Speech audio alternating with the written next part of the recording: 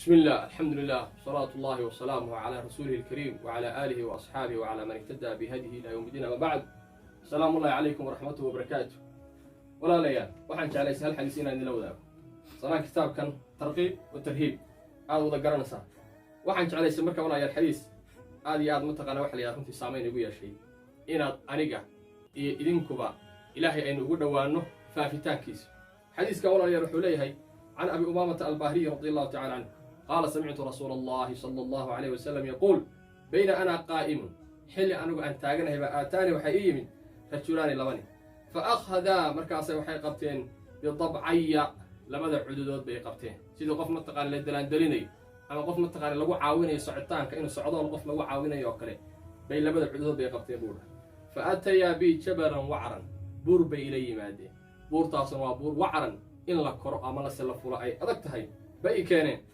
فقال وحيقولن اسعد بورت فول بيقولهن فقلت إني لا أطيقه ما أودي كربورت وي أدقتهاي بان كويري فقال مركاسا وحيولي صوبانه وحيولي وحيقول هذين إنا سنسهله لك أنك أيا كوف وضيننا إلى بورت فوشد فسعدت وان كري حتى إذا كنت في سواء الجبل بورت مركان وقبحي ميشا أسر رئيسا إذا بأصوات شديدة وبعضرا قيلا بحيسا صوحا بابحي قلت: ما هذه الأصوات؟ عددك محيه يا قيرني. قالوا: حبن هذا عواء أهل النار ضدك أهل النار كهي إلهي نار تهينك بالبادي ورا ليا وقيلده يا برورته كبح سويان مركا نارتي لغشي لي بيقيرني. ثم انطلق بي كبعدنا والي لبح ذوالي كحيد والي سيوضي فإذا أنا بقوم معلقين بعراقيبهم وحانو تجي ضد halka shirixda ama boqonta dambe bir qabata laga soo galiyay marka madax u foorara kor ka soo lalmanaya sida hilibka qoliyaha kamaaleeyda oo kale mataqaana ay u sameeyaan dad noocaas oo kale abaan u imid buu mushaqqaqatan ashtaquhum qawlalkooda jeexjeexan dabeetana tasiilu ashtaquhum qawlaladoodan waxay ka dareeraya oo qulqulaya damman dhiig qaala qultu waxaan man haula dadka noocana waa kuma maxay dadkan inta loo soo lagu sameeyay qaala wuxuu alladina yuftiruna qabla tahillati sawmihim waa dadkii soontooda jabin jiray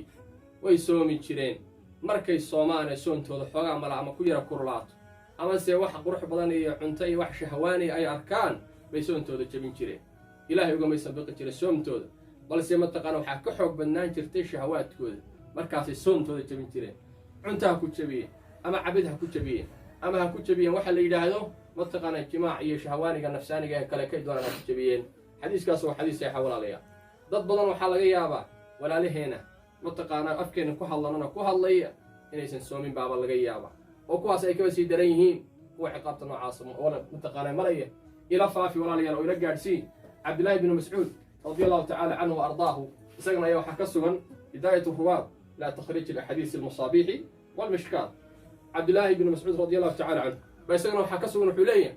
rasuulka alayhi salatu wasalaam buu marba xadiiska loo rafcinaya marka loo rafcinaya Abu Hurayra warinaya balse waxaa sugan hadalka Abdullah ibn Mas'ud oo leeyahay qofkii hal maalin soonto ay ka tagto cudur daar la'aan waligiiba maalinka hadduu soo qaleeyo lagama aqbalay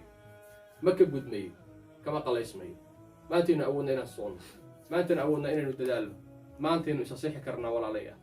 waynu ka daba tagarna karnaa wixii naga tagay wixina soo qaabilsanna waa ka faa'iideysan karnaa